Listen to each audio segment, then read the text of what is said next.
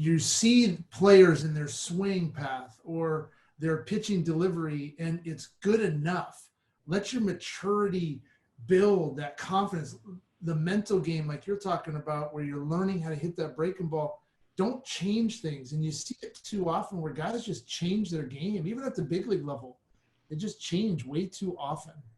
Yeah, they do. And I think one of the biggest things with that, Todd, is basically just saying, be who you are and be the best at what you do. I can only talk really about myself. And, I was never a really, really good hitter. I hit enough to get to the big leagues and stay there for a while. But what I did was play defense.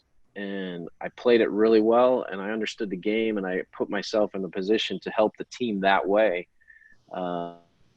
I think a lot of times if I would have changed what I was trying to do and focused so much on my offensive side of it, I would have probably lost a little bit of my defense.